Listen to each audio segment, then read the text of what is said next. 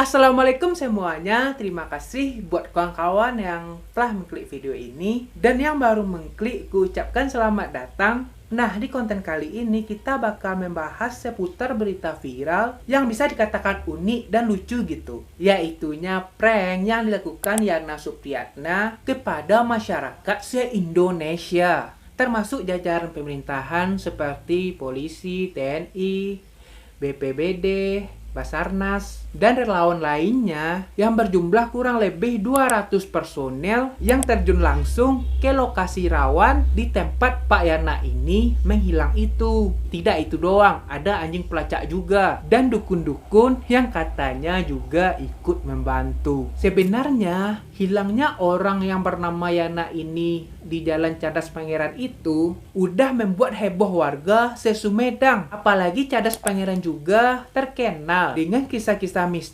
misterinya gitu. Ternyata semuanya itu cuma prank, alias Pak Yana ini berbohong. Yana ternyata udah ada di Cirebon. Niatnya mau berbohong ke keluarga, malah warganet se-Indonesia kena prank. Termasuk jajaran pemerintahan tadi. Orang-orang yang membuat konten kesurupan di TikTok yang katanya para dukun-dukun ini juga kena prank. Jadi konten-konten orang yang menerawang-rawang gitu bisa dipercaya nggak sih?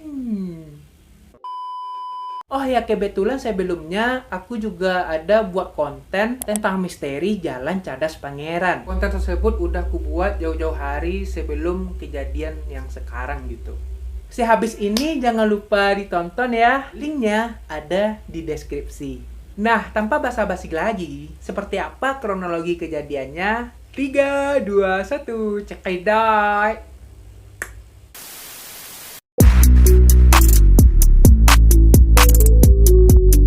Oke, seperti yang kita tahu, Bapak ini bernama Yana Supriyatna. Berusia sekitar 40 tahun, ia merupakan karyawan di sebuah kantor notaris di Sumedang. Sebelum dirinya dinyatakan menghilang, pada hari Selasa tanggal 16 November 2021, Pak Yana ini hendak pulang ke Sumedang dari Bandung. Yana berpamitan pada istrinya akan mampir ke Bank Dago dan Asia Afrika karena diminta sama kantornya di tempat ia bekerja untuk mengurus sesuatu. Namun di tengah perjalanan ia justru menghilang dan tak bisa dihubungi. Kebetulan saat itu Yana sempat mengirim pesan suara lewat WA kepada istrinya gitu untuk mengabarinya. Ia mengatakan kalau dirinya itu sedang melaksanakan sholat Isya dan ada orang lain yang juga berasal dari Sumedang juga ikut bersamanya gitu. Jadi ada yang ikut nebeng nih, karena sama-sama orang Sumedang dibantunya gitu ya kan. Di voice note itu dia bilang dalam bahasa Sunda yang artinya,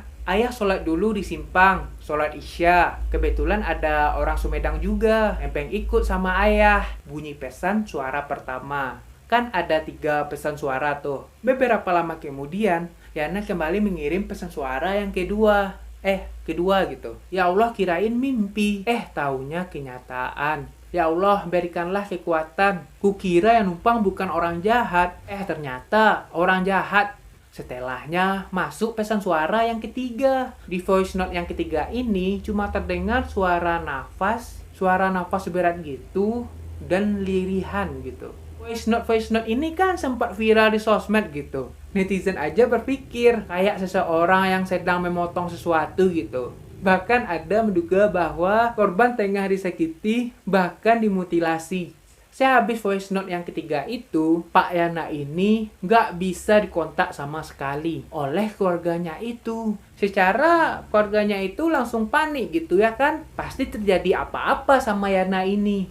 Mau nggak mau, pihak keluarga pun melaporkannya ke polisian setempat atas dugaan orang hilang.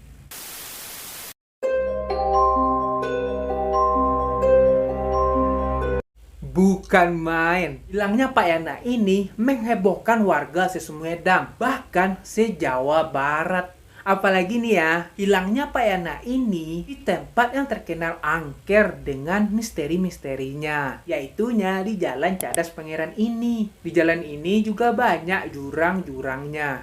Jurangnya itu begitu dalam lagi. Karena saking viralnya nih ya, orang hilang ini, polisi, TNI, Basarnas, BPBD, dan yang lain-lainnya juga ikut membantu mencari Pak Yana ini. Iya benar, ke dalam jurang itu, sampai terjun ke dalamnya, ke pelosok-pelosoknya, ke sungai-sungainya.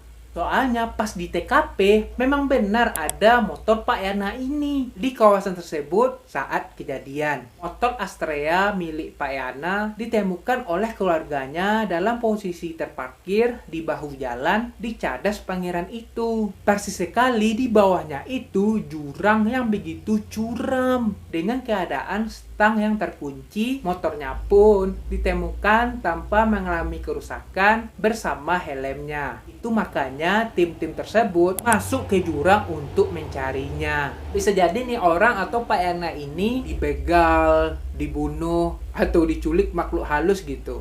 Ataupun dirinya itu bunuh diri. Bisa jadi. Kalaupun dibegal, ya kenapa masih ada motornya gitu, ya kan? Ada juga videonya viral di TikTok ya kan, konten-konten orang itu yang para dukun itu, oh Pak Yana ini diginiin, diituin, icak-icaknya lah. Karena gue pribadi nggak ada nonton juga, palingan ya lihat-lihat sekilas doang lah. Aku pribadi juga nggak ada masukin videonya juga, takutnya nanti klaim hak cipta ya kan.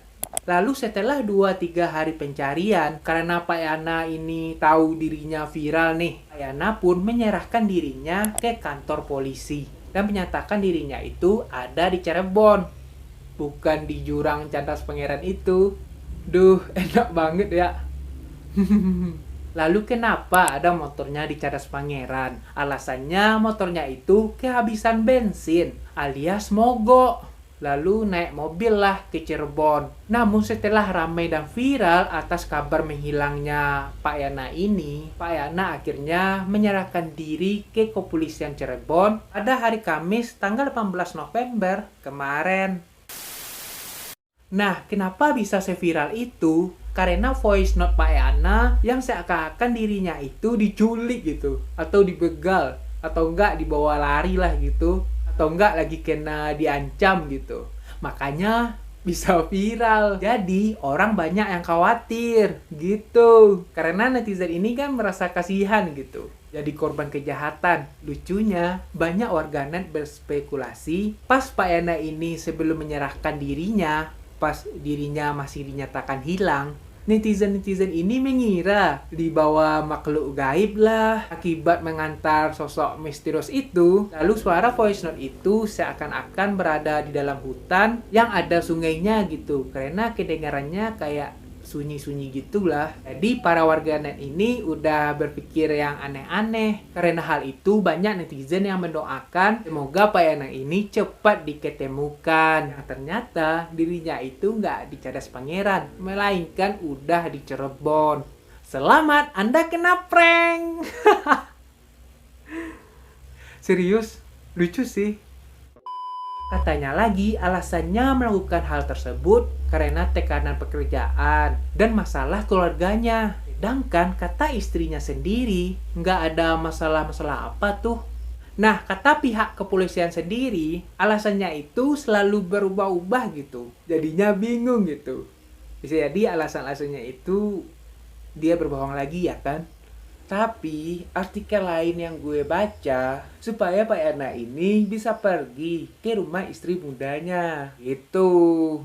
Kalau nggak salah berita terakhirnya tadi di Tribun, malahan Pak Yana sendiri atau Yana Supriyatna ini menjadi tersangka atas kasus kebohongan publik dan terancam 3 tahun penjara. Alasannya telah membuat kegaduhan publik, membuat pesan suara seolah-olah korban penganiayaan atau penculikan. Nah, gimana pendapat kawan-kawan semua? Jangan lupa komen, oke? Jika ada info yang kurang, boleh kawan-kawan tambah di bawah, oke?